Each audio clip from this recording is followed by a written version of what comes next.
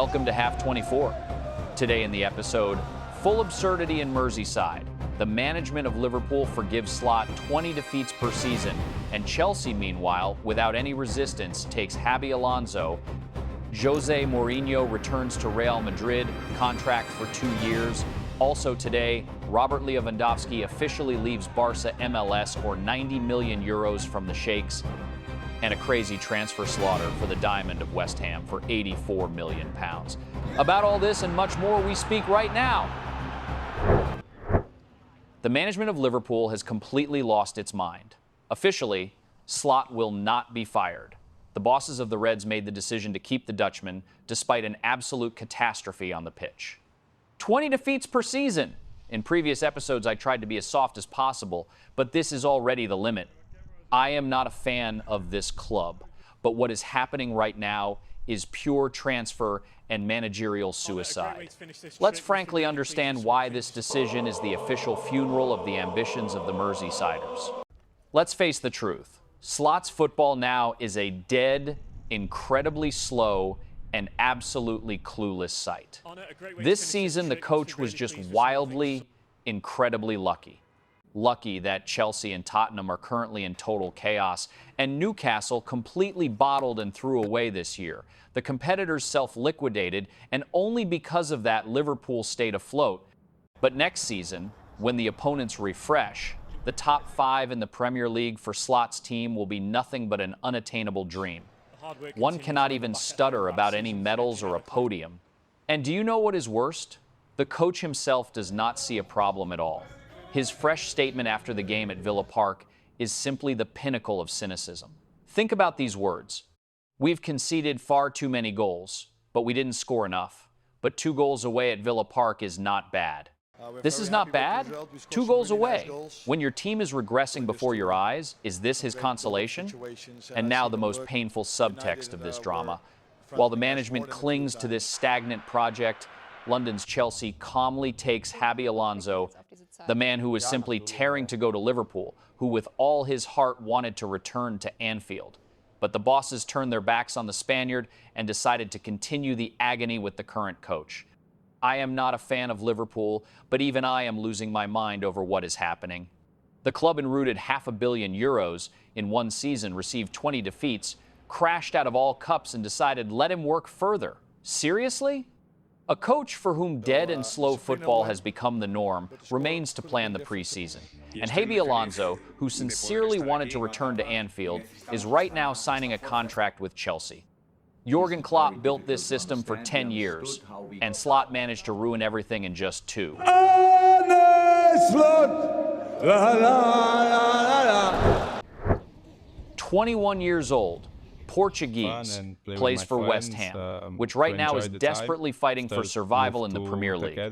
And a crazy queue has already lined up for this guy. Arsenal, PSG, Atletico, Manchester United. The authoritative publication, The Times, has just blown up an inside scoop. The Gunners are seriously considering the purchase of this midfielder, and the Hammers want a cosmic 84 million pounds for him, for a guy who was bought just a year ago for 38 million. Welcome to the transfer madness of the year 2026. Who is Mateus Fernandes, and why has everyone suddenly gone crazy?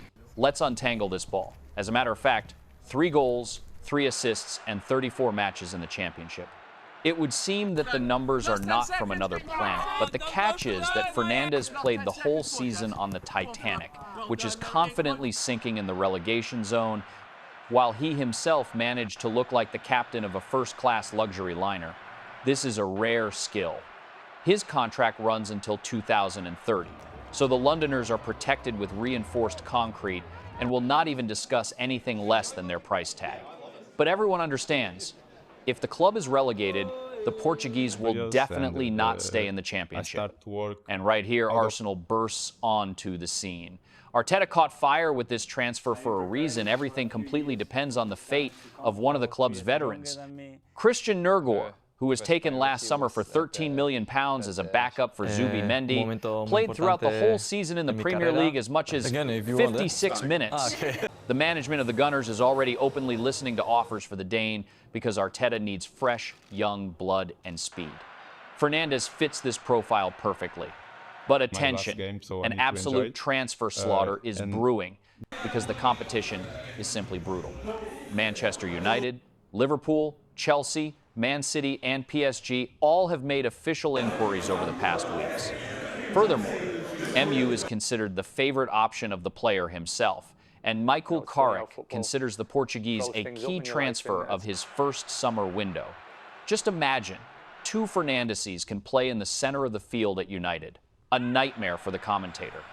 Listen, £84 million for Fernandes is a classic robbery in broad daylight, but such is the market inside the Premier League right now. On the other hand, for Arsenal, this is strategically the only right way. If you want to throw off to truly be the leader of the league, you cannot hold on to old cadres like Nergor, who just wipe their pants on the bench. You need to sell, add money, and take young tops. The only question, are they ready to lay out such money right now, or is it better to wait for the official relegation of West Ham to lower the price? If the Hammers are relegated, the price tag will drop. If not, a queue will line up for him. The main thing for Arteta is not to choose snot, because while Arsenal thinks Carrick or PSG will simply complete a here we go right under his nose, Tottenham, a gray season. 5 goals in 38 matches. Luis Enrique does not want to see him, and Juventus wants him very much. Gazzetta dello Sport confirms negotiations with PSG begin in the nearest time. Randal Kolo Muani returns to Turin. Let's look at the facts. PSG bought Kolo Muani in 2023 for 75 million euros plus 15 million in bonuses from Eintracht. A total disaster in Paris, 11 goals in 54 matches, then a loan to Juventus, and that is where he came alive. 10 goals in 22 matches, qualification for the Champions League. Then PSG sent him to Tottenham, and again silence. Now the figures of the deal. PSG wants approximately 40 million euros. Juventus offers a structured deal, a loan with an obligation to buy, calculated so that the book value of the player drops even lower. Tuttosport writes about a realistic sum of 30 million, and Juventus is ready to go for this. And do you know what is most interesting? Juventus is even considering a swap deal. Kolo Muani plus Jonathan David to PSG. The sporting director of the Parisians personally followed the Canadian since the days of Lille. If this works, both clubs avoid losses. A smart scheme. Kolo Muani himself has already made it clear the priority is Juventus. Chelsea were interested. MU looked in his direction. He rejected everything. Turin and full stop. Honestly, this is the right decision for everyone. PSG gets rid of a player it does not want. Juventus brings back a forward who has already proven what he can do in Serie A. And Kolo Muani finally gets a club where he is truly needed. After 2 failed seasons, this is his last serious bet on the top level. And if he loses it in Turin, there will be no more chances. With the man of the match, it is official. Robert Lewandowski leaves Barcelona at the end of the season as a free agent. For free. 4 years. 3 titles of La Liga and over 119 goals in 191 matches. And now it is all over. The legend simply exits through the back door. And now the most interesting begins. Where is the 37-year-old superstar going? On the table are 2 concrete options. Crazy money of the Middle East or the American dream in MLS. And right here, a real battle of opinions begins. Let's look at the facts. Barcelona was ready to offer another year, but with a severe cutting of salary and a role of a mentor on the bench. Robert himself at the championship celebration openly said, maybe a moment will come to play in a lower-level league and just enjoy football. I do not exclude this. That is, the man himself opened these doors. The question into which ones exactly? Options with Serie A, like Juventus or Milan, we reject immediately. The Italian simply will not pull his financial appetites. And if Lewandowski wanted to play at the highest European level for less money, he would have simply stayed in Catalonia. Therefore, the choice narrows down to 2 monetary poles. The first is the Saudi Al Hilal, which prepared a simply absurd 90 million euros per season. This is not a salary. This is the state budget of a small country. On the other side, the American MLS. Chicago Fire officially confirmed interest, and their sporting director even flew to Spain to present the project. But do you know what? I would definitely not stop at Chicago alone. It seems to me that such a wave will rise in MLS now that offers will pour in from other American top clubs as well. After the wild success of Messi across the ocean, they clearly understood superstars are not expenses. It is an investment that brings gigantic profits, multiply, increasing the audience, sponsors, and media rights. Plus, MLS is a safe and maximally comfortable lifestyle for Robert's family, especially against the background of the current geopolitical instability in the Middle East due to the conflict between Iran and the USA. Lewandowski is a very smart and pragmatic person. He saw how Messi turned MLS into a global cultural phenomenon. He sees Arabia with all its billions and nuances.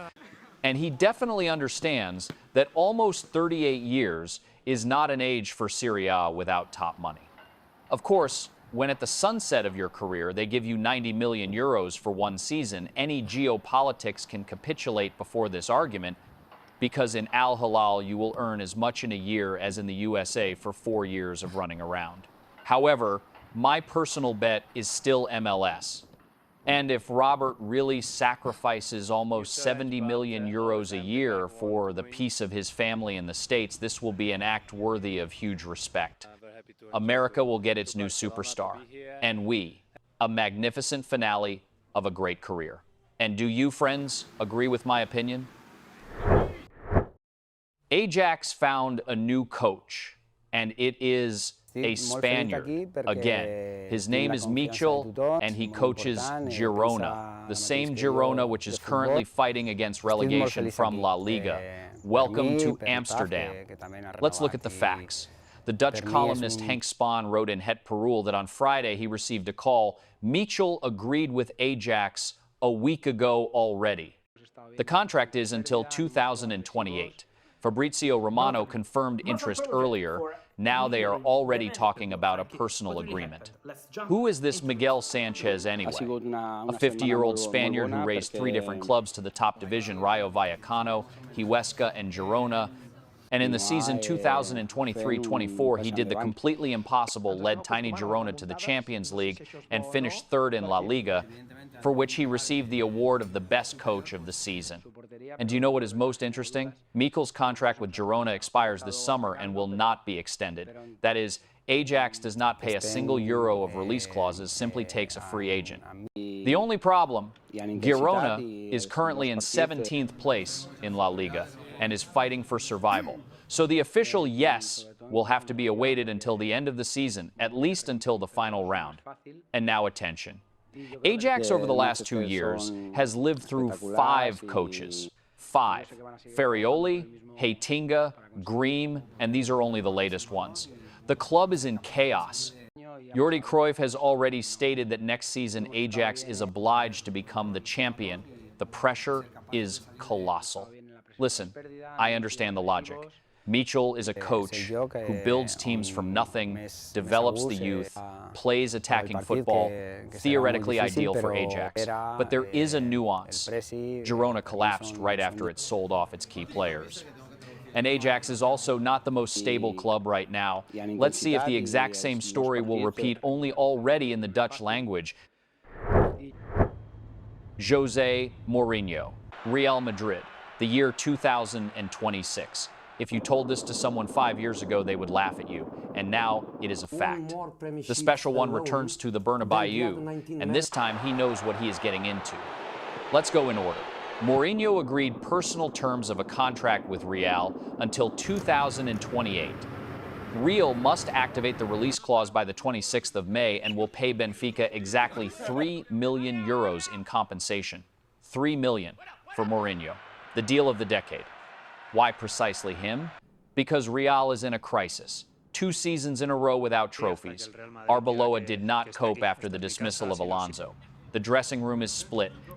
And here Florentino Perez does what he knows how to do better than anyone, calls the one who brings order with an iron hand. And now attention, here is where the most interesting begins.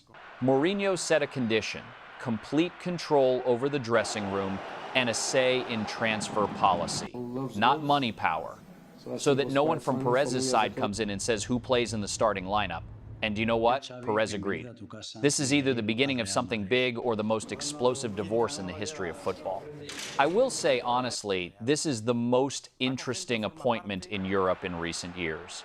Not because Mourinho is the best coach in the world right now, but because he is the only one who can walk into a dressing room with Mbappe, Vinicius, and Bellingham and make them all listen. During his first stint at Real, he could not win the Champions League.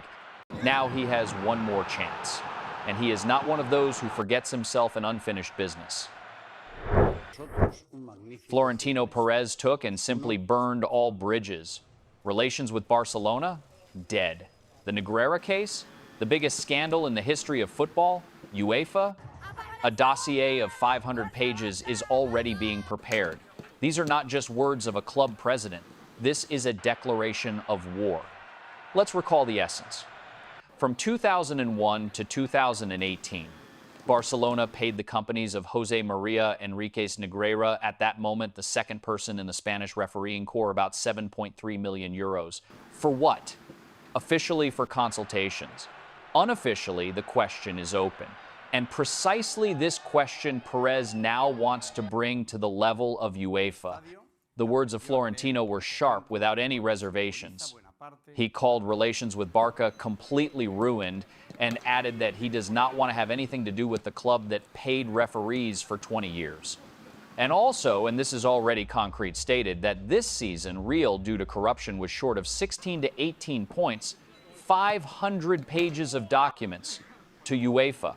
Immediately, Barcelona reacted with restraint, an official statement that the legal department is studying Perez's words. And the coach Flick simply said, I think this is something that does not deserve a response. Coldly, confidently. Whether justified is another question. The vice president of Barca, Rafa Yuste, was sharper, called Perez's words miserable and false, and stated that this is an attempt to cover up 2 years of sporting catastrophe of Real. Listen, there are two levels here. The first is political theater. Perez lost La Liga, lost the Champions League, and now is looking for a scapegoat. This is obvious. But there is also a second level. The Negreira case is real. 7.3 million euros paid to a refereeing official is a fact that has not gone anywhere.